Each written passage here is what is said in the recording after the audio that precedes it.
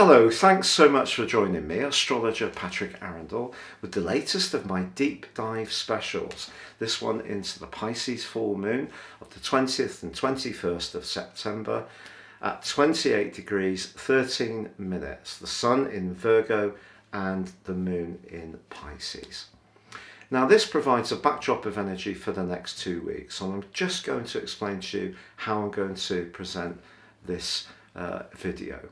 So first of all, I'm going to explain to you what a Pisces full moon is about and the energy that can really be much to the fore over the next 14 days. I'm then going to share the birth chart wheel of the event itself, in my case based on Greenwich on the 21st, and that sees an ascendant at 23 degrees Cancer. And I'm going to just show you all the interrelationships that are active there. There's some really helpful stuff going on. And then I'm going to go through each of the 12 zodiac signs, whether it's for your sun or your ascendant forecast for this next 2 week period. So please stay with me for that. Now, if you've yet to subscribe to my channel or yet to discover me, I'd be honoured if you would do so now. Please click or tap on the bell notification symbol. Now, I might be a little bit unusual amongst YouTube astrologers in that I've written daily horoscopes for about 27 years, and my work is featured in some very big publications around the world. So if you'd like to get your in-depth daily horoscope fired to your device each morning totally free, please see the link below where you can subscribe. Now, if you want to ascend above your zodiac sign and understand what year 2022 will hold for you as an individual, if you order this year, you'll get the rest of this year free, plus a character analysis and 30% off. So a fantastic package there, and the link for that is also below. Now, the Pisces full moon challenges, if you like, the practicality of the sign of Virgo. We all need a bit of Virgo discipline in our lives, because Virgo is about precision. It's about attention to detail, being meticulous, staying organised, being willing to help others, looking for ways to gain satisfaction from the practical things we do in our life, and that can be our jobs. If you've got a lot of Virgo in your chart or a lot of sixth house, you will be someone who enjoys that part of the energy of this sign quite prominently in your situation. If your moon's in Virgo, perhaps it's your home that you like to keep in good order. But equally, this is a part of our situation that can be very much to do with diets. Virgo is a sign of purity, and our discrimination about what we eat and drink, or how cluttered or organised our situation is all how we download and embrace that Virgo energy. And over recent weeks, we've had a succession of transits featuring Mercury, Mars, Venus, and more recently the Sun, that were all angling to Uranus, the planet of freedom, the planet of truth. And that was particularly so of the new moon, which occurred on the 6th and 7th of September, depending on where you live. So this full moon is also informing that new moon journey. So that new moon gives us an opportunity to get a little bit more with it, make sure that we're making all those processes run in as orderly way as possible. But one of the downsides to Virgo energy can be that we narrow our focus so much, we're so focused on that detail, that it's more difficult to sort of come out from that and see things in a wider perspective. So as the moon has moved opposite the sun, the energies of Pisces, which is very different to that of Virgo. Pisces energy can be to do with healing. It can be to do with spirituality, to do with sacrifice. It can be to do with the more mystical plane. It's something that essentially can be less tangible. Now, because the two rulers of Pisces, Neptune and Jupiter, are themselves wonderfully influential planets, and Neptune has been incredibly influential since it entered Pisces in 2012. We have a little bit of a tussle going on here between the reality of Virgo and the dreaminess and the spirituality of Pisces. So if something has become so mundane, so focused on the practical functionality of something, and we're not embracing the more feeling side of things, that's what this full moon asks us to do and reminds us to do over the next 2 weeks, to get a better balance. And so, for example, if we're thinking about our health, even if we're eating very carefully and we're doing exercise, and that's very virtuous, but we're not taking into account our emotional, spiritual, or psychological health, we're not embracing that more Piscean energy. So it's about toggling to find a better balance over the next couple of weeks. Now on the screen now, you can see the birth chart wheel for the event. And as I said before, the ascendant for Greenwich is 23 degrees in Cancer. Now this is particularly significant because in the sky, of course, Pluto is hovering in the sign of Capricorn on the 7th house cusp. So it's just marginally in the 6th house. So it tells us over the next couple of weeks that relationships are going to be important to this journey in terms of balancing practicality with the more spiritual, ethereal plane. And if you see, there's the arrow on the screen with the sun, that's forging a wonderful trine to Pluto, and the moon is forging a wonderful sextile to Pluto. Now Pluto, of course, can be the planet that governs the underworld. It can be to do with forcefulness, ruthlessness even, but it also can be to do with transformations. And because it's just in the 6th house, guess what? On this particular time and location, that's very much to do with physical health. And you can see the sun's in the 3rd house, very much to do with articulation of our ideas. And the moon's in the 9th house, higher philosophies. So this is a great opportunity to really embrace different ways of finding that holistic balance in our overall circumstances. You know, whether it is to do with any element or strand of our life, we are open to some kind of positive change or movement, and that's being informed by the energy of Pluto, which is feeding in to this event so positively. But we also have a grand air trine that's going on between the North Node, Saturn and Mars. Now Mars may technically be in debility in the sign of Libra, but I think Mars in Libra can be a desire to work at our relationships. So Mars and Saturn in such a positive trine, and then trining it with that North Node, it suggests if we can keep the communication going, the air going, about this whole concept of balancing the physical and the emotional, then that's a jolly good thing to do.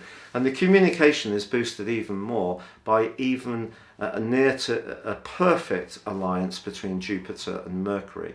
So there could be new thinking coming through in our own situation, new philosophies. There could be new people we become aware of that have important things to say that can inform the process in a constructive manner for us.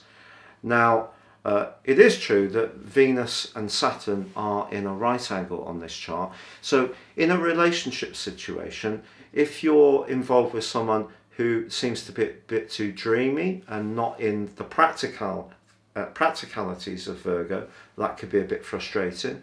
If you're around somebody who's totally caught up being practical but not conscious or as conscious of their feelings, then that can be a limitation around the more relating element of situations. And of course, Pluto being right on that 7th house cusp, it could lead to some big changes around relationships if something is being resisted.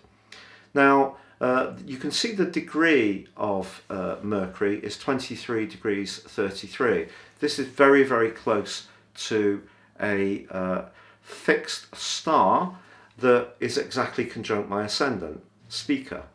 And Speaker's very good for this kind of work, really. Any kind of spiritual work or to do with, trying to promote higher ideals. So for us all, the upbeat Jupiter and the proactive Mercury, especially because it governs the third decan of the sign of Libra, where it is located, means that a great opportunity to embrace new thinking, new ideas, to find that more holistic balance. And I think if we're honest, most of us, at some point in each day or each week, there's a point where we think, oh, I'm going to be really virtuous now. This is me, I'm definitely not having any more cake today. And then by 9 o'clock at night, that virtue might be out the window because my spirit, Pisces, needs a bit of a lift. So we're all trying to find that balance all the time. We might leap off the settee and decide that we're going to start walking more or going out on the bike, but then we might overdo it to the point we're ignoring the fact that sometimes we do just want to put our feet up and watch the telly and tune out. Very Piscean, very much to do with escapism. So we're all having to toggle this the whole time, but the next couple of weeks can be a marvellous opportunity for us to find a better balance, and I wish you well in that process.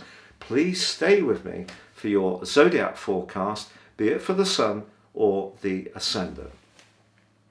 Now, Aries, for you, having the Sun in the sign of Virgo is very much about taking your drive, your passion, and your desire, which is innately part of your nature, but creating it or packaging it in a way which becomes sustainable and lasting and meaningful. And, so that's what the Sun's been asking you to do for the last near to a month, and other planets before that. And of course, as I said before, they've been forging that alliance with Uranus. So thinking about your resources in a different kind of way may be a big part of that journey. But for you, the full moon is in your 12th house. So there may be something that you're not quite accepting into your situation. It may be some fears, anxieties. It may be to do with some difficult dreams or bad night's sleep. Or maybe you're not quite sure that people around you are as sincere as you would like. Maybe you feel that someone's being dishonest. There's a lack of trust in your situation, and that may be something that does need to get looked at over the next couple of weeks. But Mars is in your sector of relating, so you have a great opportunity with the constructive link with Saturn in your 11th house of the future and the node in your 3rd house of everyday communication to try to approach this in a step-by-step way, and just accept all of us have times when we do feel vulnerable. And if you do feel vulnerable over the next couple of weeks, or particularly on this event, just try to really comfort yourself and know that that's part of the human state. It doesn't make you weak one little bit. You're the most dynamic member of the zodiac for getting things off the ground. And this is just a bit of a testing point of you being so focused on those practicalities, you've almost forgotten to give yourself some healing and nurture too. Now, Taurus, for you, this is a competition between two wonderful parts of your horoscope. The 5th house, the Sun, very much to do with joy, self-expression, children, playfulness, and love affairs. And the 11th house, which is much more to do with the collective, group friends, interactions with others, your higher ideals.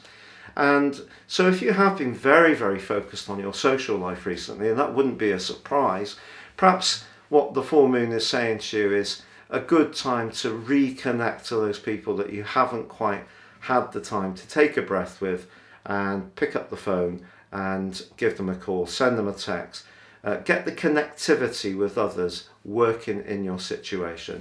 I think that will be very important. Now, Gemini, with the Sun in the sign of Virgo, the Sun, like your sign in Virgo, is mutable. So this is a mutable event because you're a mutable sign too. You understand the need to flex. You're not someone who's quite rigid in your responses to situations, and nor are the signs of Virgo and Pisces. So you might actually gain from this event more than most, to be honest.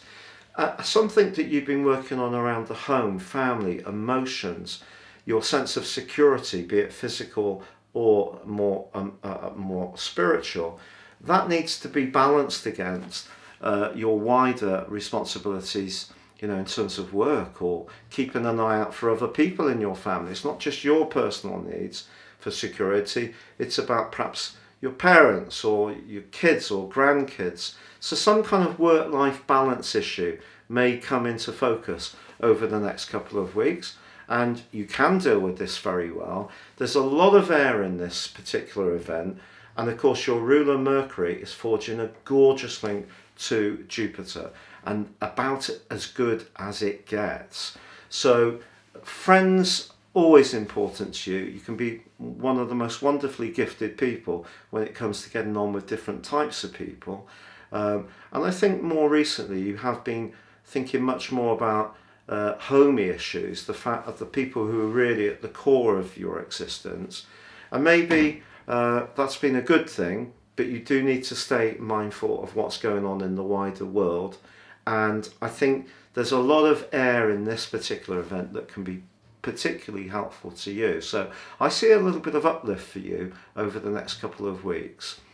Now, Cancer, obviously the moon governs your sign, so every time there's a full moon, the moon's in competition in a way with the sun. The sun is the more masculine part of all our nature, nothing to do with gender, sexuality or orientation. We all have a desire to achieve things, drive, passion, but we all have a more receptive side, which is about nurture, about listening to our feelings, linking with others. And so each full moon sees us needing to integrate those two energies in a more successful way, because on every new moon, that's when you can really shine, but particularly the Cancer new moon, which of course happens once a year. So for you, this particular event is occurring around how you think, the third house, Virgo. If you've got ideas about the structure of your life or even your belief system, and you have a real desire to stand up for those ideas, that's a very, very good thing. But on the other side of the heavens, what I feel that the moon is doing is reminding you that although you are governed by the moon, because you're a cardinal sign, and of course the ascendant on this event is in Cancer, cardinality is about leadership and action. It's like the wands in tarot. So the archetype of the Cancerian who's sort of glued to the kitchen sink, making endless amounts of apple pie, it's great. Cancer people often have a real appreciation of good food, comfort, home, safety, security.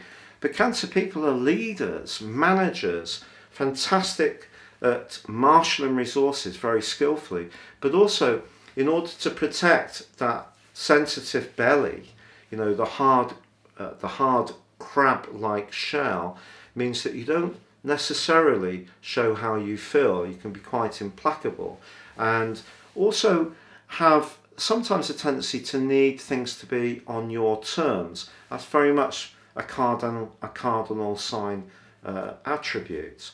So the moon is really saying to you, are there more ethereal strands that maybe you could engage with more, that could inform your thinking? If you are thinking of travelling, COVID rules allowing, this full moon can actually be very good for you. But I think it's possible that you could be doing something or doing a lot of talking or thinking about where you're living, and maybe even speaking to people who could help with the finances. But be open to the more sensitive side of your nature. Don't deny it. And I think that's really what this particular event is asking of you over the next 2 weeks.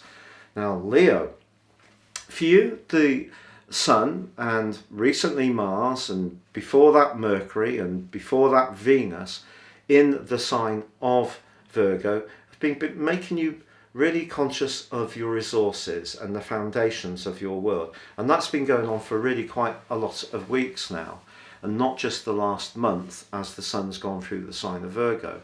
So this particular event suggests that if your focus has been particularly on everyday resources, or everyday foundations, very Tauran, which is what the second house is about, but you've not been thinking so much about the longer term situation, or where you're most invested with other people, where you're most closely connected in a sexual sense, even in the 8th house, then this next 2-week period is a chance to look at those issues. But because there's such a lot of air in this chart, you have a great chance to communicate your feelings around resources, have discussions around resources, contracts.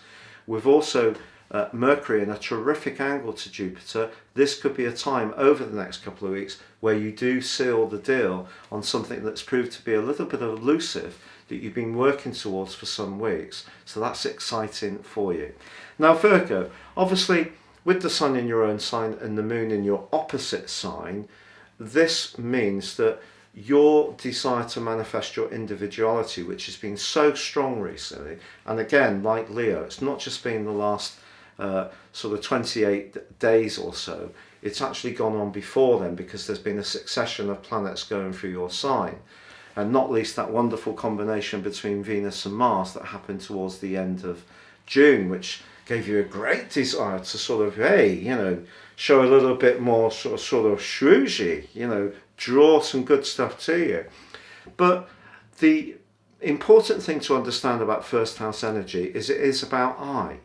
And there are times when we do need to focus on what's important for us as individuals.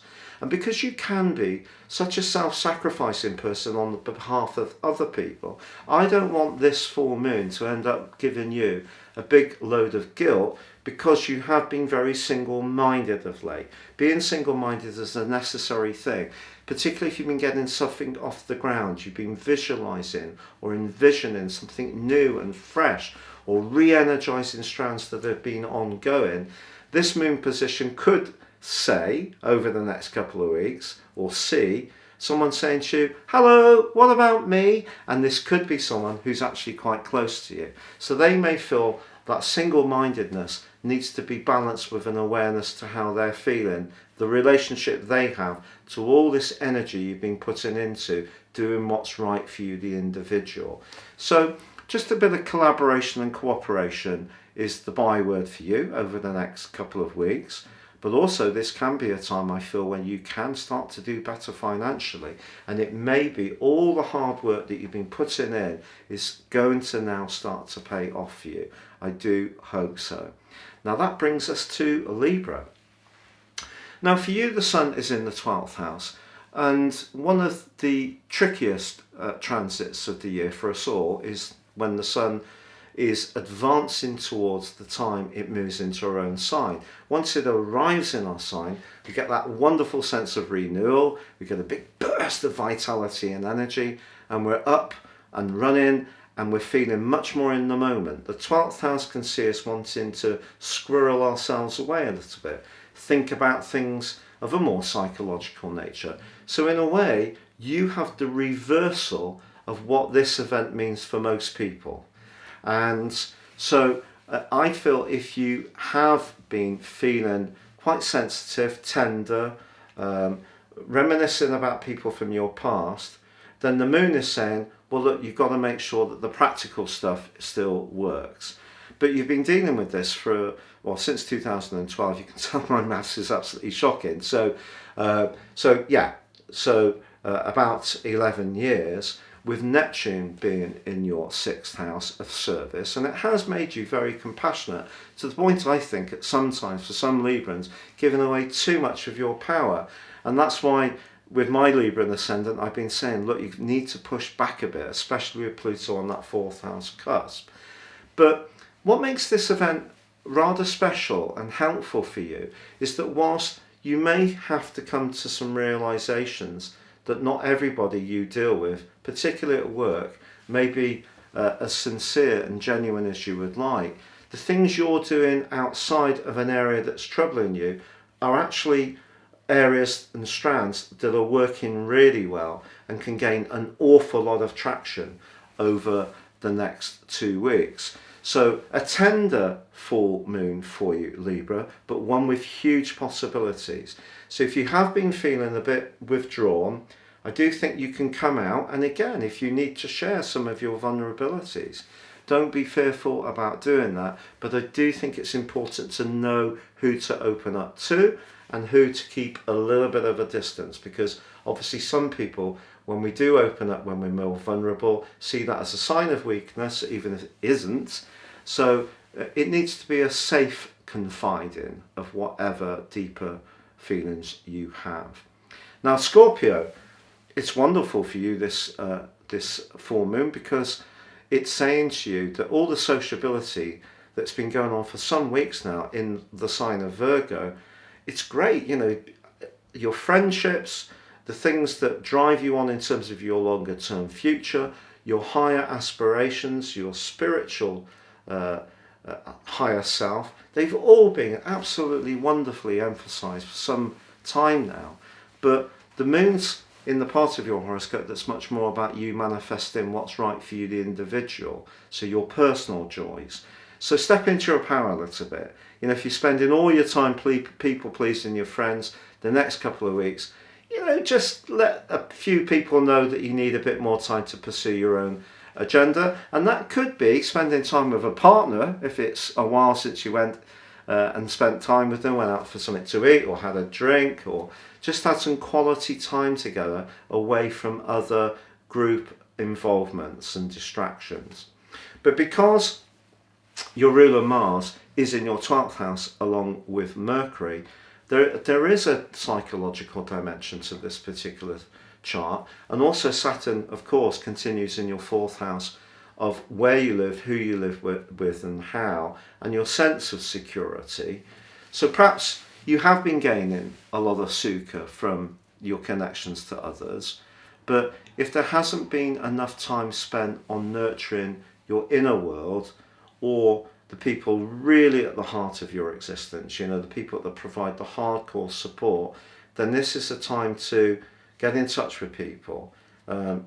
Bush, yeah, I need to give that person a ring. And I've just thought now there is someone I definitely need to be in touch with. Obviously a lot's been going on here with us moving. So an interesting full moon for you, Scorpio, but one that does have opportunities for improvement, especially if you can tune in to dive deeper into yourself. You give this impression of being quite implacable, but often you mask your fears and how you really feel. You can be very to the point in your observations about others, but keep things private about yourself. So maybe it's time to open up a little bit to the right people, but especially someone very close to you. Now, Sagittarius. Now, for you, the sun is high in the sky, the 10th house. This is about success. And because Mars and Mercury in your 11th house, it's a case of who as much as what you know. And because Jupiter, your ruler, is in your 3rd house, that wonderful angle between Mercury and Jupiter can see a really delightful conversation over the next couple of weeks, which could see you make progress around your work. Something you set in track around the 6th or 7th of September, or even further back than then, because remember you've had lots of energy in your 10th house for some time now. Well, some kind of fruition can come through with this full moon. The only thing I would say is that if you haven't been giving yourself enough time to rest, recharge, recuperate, even just examine your feelings about some of the things that are going on. This is very Sagittarius. I've got Mars in Sagittarius, so I get this. It's like this, always having this great desire to absorb more information or move on to the next exciting new project, and not always just taking a breath and letting things just, you know, bubble down and really sort of come to terms with a few more sensitive strands. So maybe a little bit of that over the next couple of weeks as well. Which brings us to Capricorn. Now, obviously, having Pluto in your sign has been a very, very powerful experience for many Capricornians. The only people who won't really have experienced it are those people stacked right at the end of Capricorn in the last part of the last decan, because obviously Pluto goes forwards and then rewinds. So I think it's got up to about 26, maybe 27 degrees. So it's only those people who are right at the end of Capricorn in the last decan who won't quite have experienced the power of Pluto unless you've got other inner planets stacked up earlier in Capricorn. So Pluto very transformational, but it's forging a link with the Sun, which is in your sector of travel, of expansion, of adventure, of excitement. And if you are wanting to open up your world and change it big time with Pluto in this gorgeous alliance with the Sun, and it's also been linking very well with that succession of planets that have been making their way through the sign of Virgo. I think that if someone close to you who's in the everyday part of your communication, which is where the moon is resistant to the big changes or the drama that you want to bring into your situation, then it could prove to be a bit of a sticking point. But if you need to show your power with Mars and Mercury right at the top of your chart, and remember Mars is exalted in your sign, so you have a good relationship with Mars. If you need to articulate your authority, leadership, or self-confidence, then this can be a very good full moon for you to say how you feel, share your ideas. Now that brings us to Aquarius. Now Aquarius for you, and me, the Sun of course is in the 8th house, lots to do with very invested parts of our lives, the relationships we have at a very deep level, and it can be to do with even who we bank with, where we get debit cards from, or loans, or pensions and insurances and properties and business deal and entrepreneurship. That's all the practical stuff. But of course the 8th house is also about transformations that are very plutonic. Transformations where we have to accept that some things come to a close, and sometimes it's painful when that happens. And that leaves us vulnerable, and then we actually realise we're beginning a new journey, but we have to grieve that old invested energy, because the 8th house, is so deep. So some big transformations have been going on, and the moon of course is in the 2nd house of everyday resources, but it's also in the 2nd house of self-worth. So you could find yourself thinking about your self-worth in relation to how much you earn, how secure you feel financially or not. Totally understandable.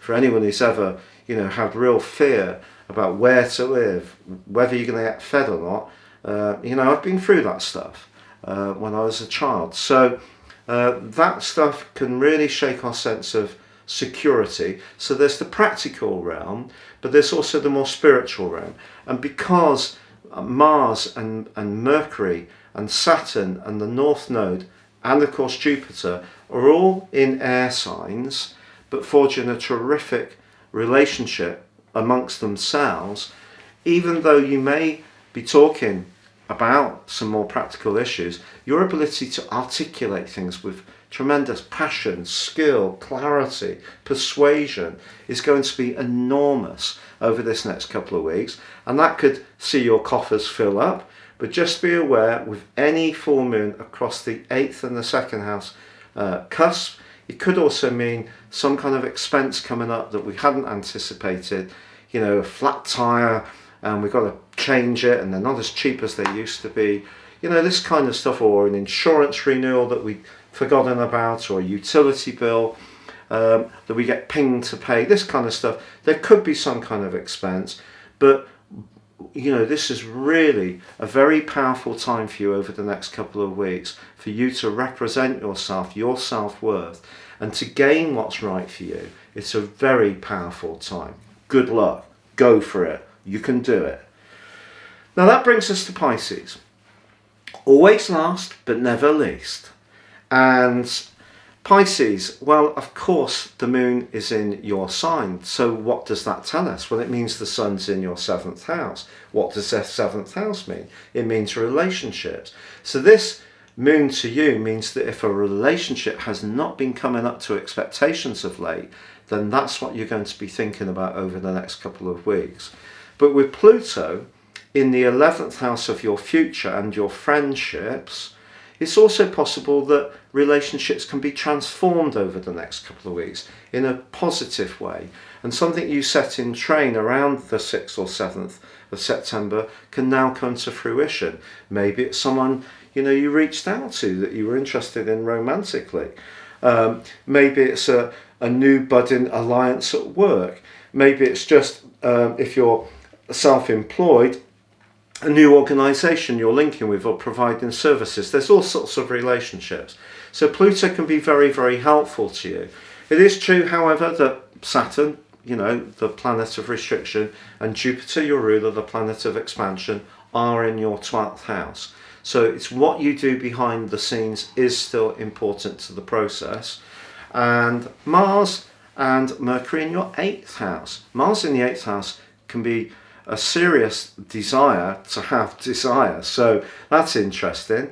So maybe it's angled to Saturn and the North Node in the part of your horoscope to do with your sense of security could mean that you could want to bond into a situation, even if it's deep, psychological, behind the scenes, that bolsters your sense of security. Now that could be through a financial move, it may be through a relationship. But I feel that this moon, particularly as it's within 7 degrees of your other co-ruler of Neptune, very, very sensitive. And I feel if there is a relationship where you feel you're just not being taken seriously, respected, heard, listened to, then you're at the very least going to say how you feel. And at the very most extreme, if it really has come to that point of having to say goodbye, then that's what you may decide to do over the next couple of weeks. It's been an enormous honour to work with you. Thank you so much for joining me. Please check out those special offers below. But for now, stay safe, take care, good luck, and goodbye.